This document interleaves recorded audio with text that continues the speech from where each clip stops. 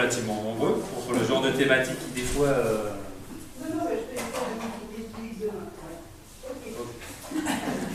Il y a de l'écho. Donc encore une fois, merci. Merci au CCFD Terre Solidaire de nous avoir aiguillés et de nous avoir justement fait prendre connaissance de... Alors le nom, je préfère, je ne saurais pas le redire. Anna, je me permets de dire Anna. Oui, et puis de Anna, notamment l'intervenante. Anna Paula, qui nous vient du Brésil, donc vraiment bienvenue. Le but d'une maison pour tous, c'est de proposer des activités assez diversifiées pour un public très éclectique. On a 3 grands objectifs qui sont tout simplement la participation des habitants. Donc en cela, justement, une action telle que le propose Anna Paula, c'est fondamental, justement. Il y a des gens qui ont pris leur destin en main et pour faire évoluer effectivement les choses. Donc la participation des habitants, le lien social aussi. Là encore, une agriculture familiale participe effectivement à cette dimension qui vous est chère. Et d'autre part, l'animation du territoire. Et là encore, l'œuvre d'Anna Paula participe justement à faire en sorte que les territoires ruraux gardent toute leur énergie, toute leur vitalité voilà, pour le développement de ces territoires. Donc c'est aussi des choses qui nous, ici en France, à Fleury-les-Aubrais, nous tiennent à cœur. Donc voilà, je pense que moi c'est juste ces choses, ces 3 objectifs que je voulais vous rapporter ce soir. Je vais laisser la parole aux intervenants et je vous remercie encore d'être présents et je vous souhaite une très bonne soirée. Pour information, à 19h30, 45, enfin suite à l'intervention, il y aura un petit apéritif pour ceux qui le souhaitent. Et après, une navette partira pour la salle de spectacle de Fleury-les-Aubrais, parce qu'il y a une conférence qui se tient à 20h30.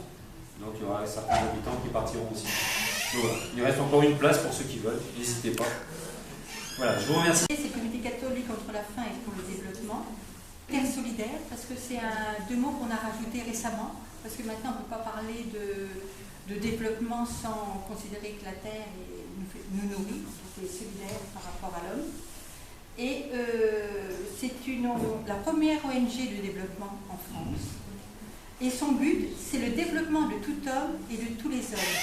C'est-à-dire le développement de tout homme. L'homme a besoin pour se développer de se nourrir, de se vêtir, de se loger, de se former.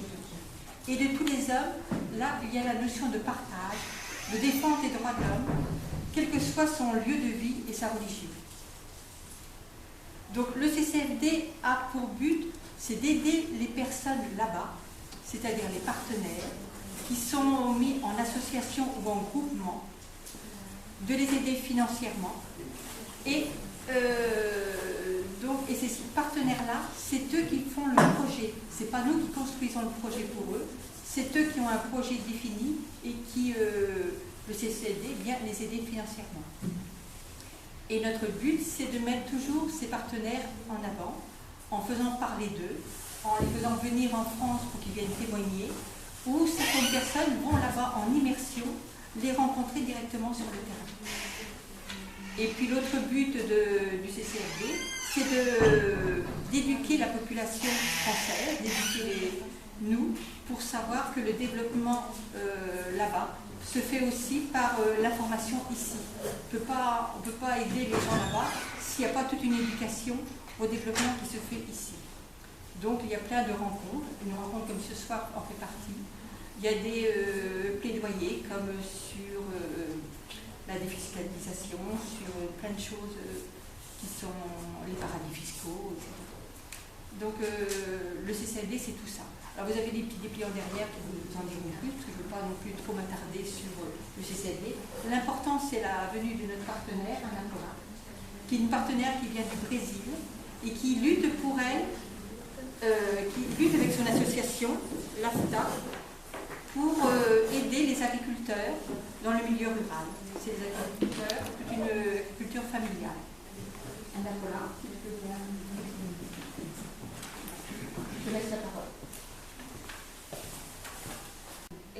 Eles próprios não se veem como construtores.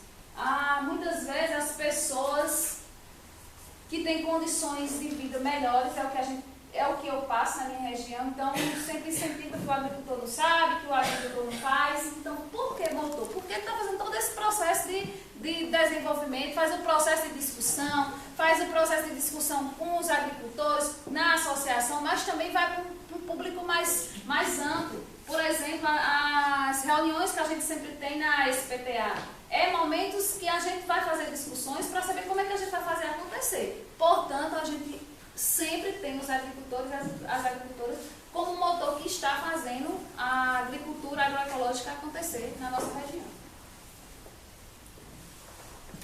Ce sont les agriculteurs qui font, ce sont eux les moteurs, mais on ne voit pas.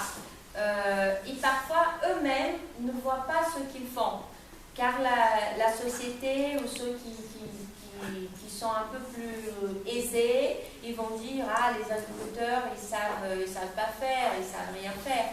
Donc nous, on essaye d'amener les agriculteurs à participer avec nous de toutes les discussions. Ils sont vraiment les moteurs, sont eux qui font, donc ils seront toujours avec nous quand on va discuter la possibilité d'une action ou d'un projet pour l'agroécologie.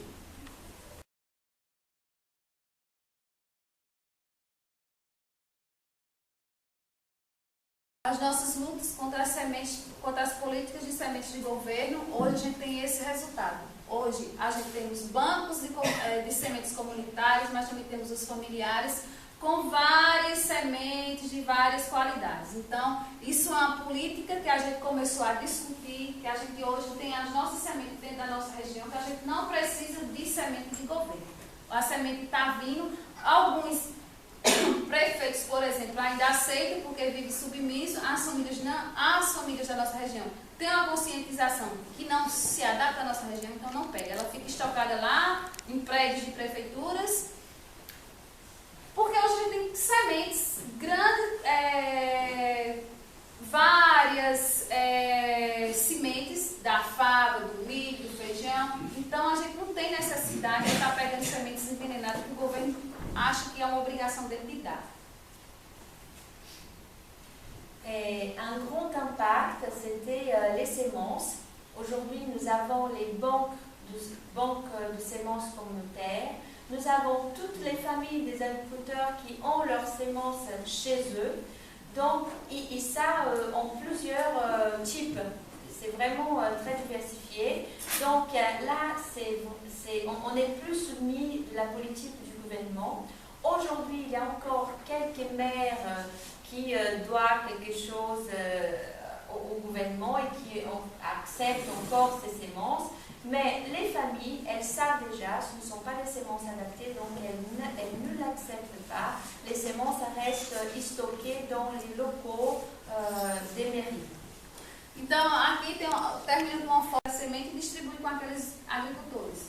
Por que ele não poderia comprar dos próprios agricultores dentro do município, já que geraria renda para aqueles pequenos agricultores? Un des résultats dans ma propre ville, c'était, donc toujours lié aux semences, on a eu récemment, il n'y a pas très longtemps, une réunion avec le maire de la ville. On est resté 5 heures avec lui dans son bureau, où on le questionnait, mais pourquoi vous acceptez ces semences qui viennent du gouvernement? Ce sont des semences malades qui ne sont pas adaptées à notre région.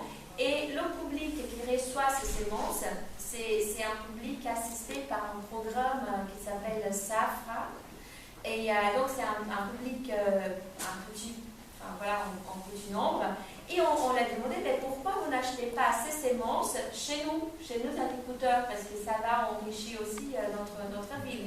Et aujourd'hui donc, on a réussi, le maire n'accepte plus les semences du gouvernement, il achète chez nos agriculteurs. Et pelo menos em d'autonomie pour l'accès au fourrage, on produit nous-mêmes le fourrage pour nos animaux. Nous avons 11 machines, c'était la machine que vous avez vue sur la photo avant.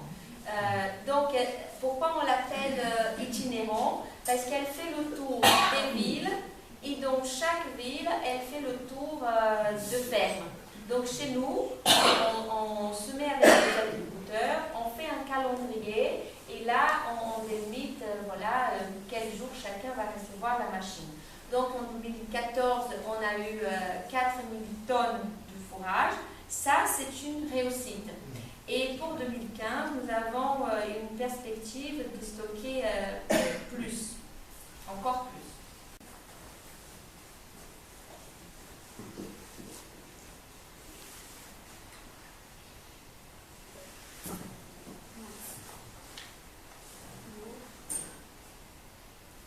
E aí está minhas criaturinhas que eu tanto amo. Et ici sont As crianças. c'est un mot vraiment, je ne peux pas traduire, donc les personnes que j'aime beaucoup, je tiens à cœur. A gente tem todo um processo de informação, de valorização com os agricultores, com os pais. Mas aí dentro da nossa perspectiva de trabalho, onde a gente percebia que os jovens, que as crianças também faziam agricultura familiar. Mas aí a gente estava pensando focado no grande, no adulto. E aí a gente percebeu que a gente estava indo também, precisaria de pensar nessas crianças, porque eles são os futuros agricultores. São eles que vão fazer a agricultura agroecológica continuar. Donc on travaille beaucoup avec les parents, mais on a remarqué que les enfants, eux aussi, travaillaient dans l'agriculture avec leurs parents. Donc on s'est dit, il faut faire quelque chose pour ces enfants, car eux sont car c'est eux qui vont travailler dans l'agriculture, dans l'agro-agriculture demain. Então,